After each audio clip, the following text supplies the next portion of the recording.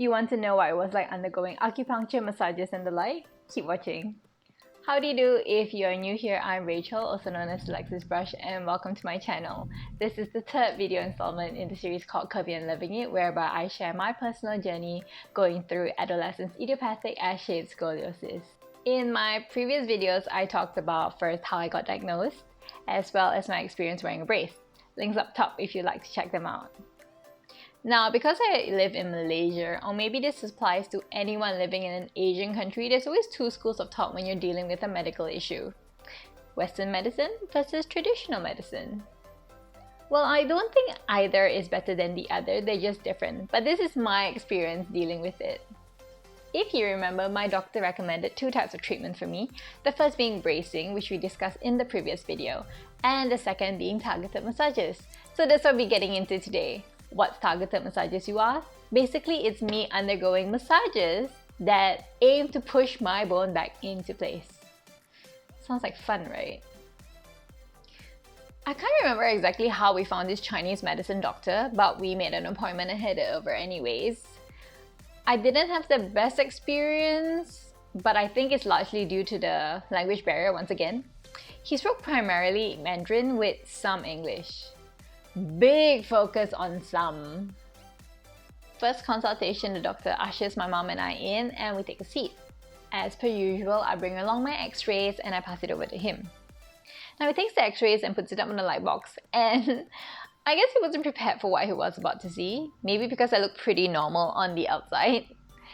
So when he saw it and he saw how severe it was, he literally exclaimed, "Oh wow, that's terrible."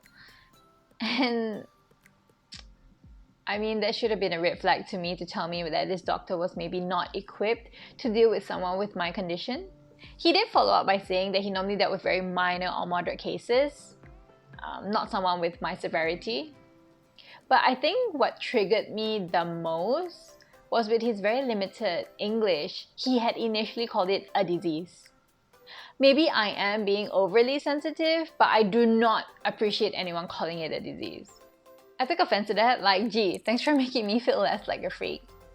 Although to be fair, if you look up the definition of the word disease, it does mean any harmful deviation from the norm due to physical injury, illness, bacteria, etc.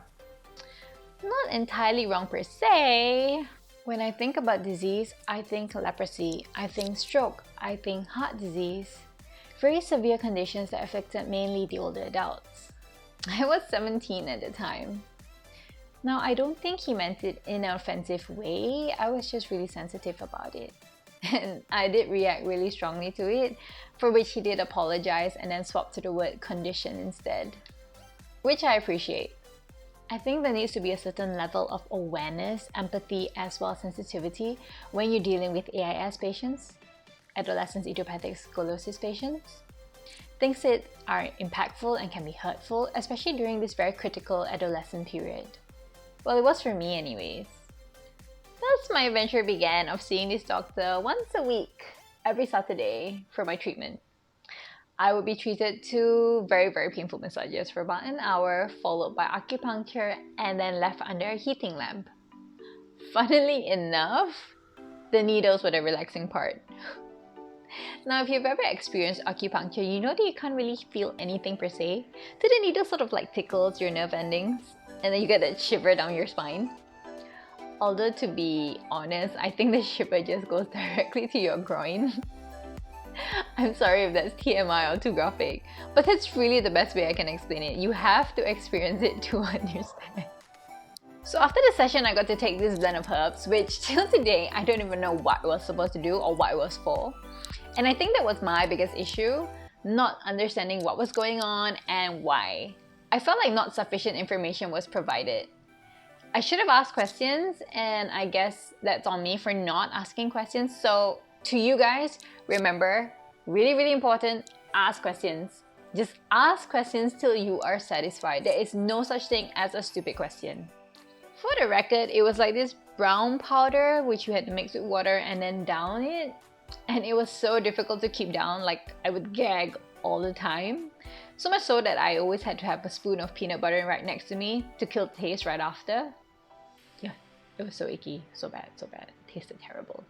So this doctor doesn't just treat scoliosis patients, but he sees like a whole bunch of other people. So he treats numerous illnesses from like performing adjustments to helping with pain management and the like. Now my pain tolerance at the time was pretty low, and oftentimes I would have to shriek at him to stop during the massage just to give me a breather, you know.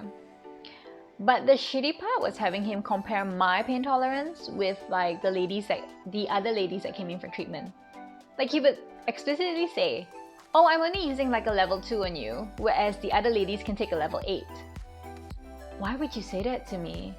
Like, yeah, maybe he meant well with like trying to challenge me, but that's just low empathy. Why would you say that? You're just gonna make me feel shittier about myself."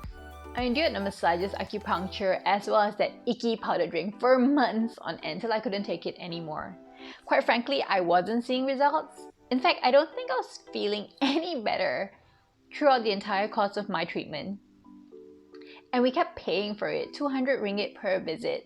Yeah, it doesn't sound like a lot, but cumulatively, it does come up to quite a sum. And insurance did not cover it, so we were paying for it out of our own pocket. In the end, I just decided to stop going. And there you have it, folks. That was my experience with massages, acupuncture, and herbs pre-surgery. Maybe others would have had better experiences or even better results, but personally, I don't think it helped me very much, if at all. That's all I have for you today. If you have any further questions, feel free to leave them in the comment section below and I will try to answer them with whatever limited knowledge I have. Once again, thank you so much for watching thus far. In my next video, I'll be sharing in detail how I decided to go under the knife for surgery to correct my scoliosis. If you'd like to be notified when I upload my next video, feel free to hit the subscribe button and turn on the notification bell. Till then, see you!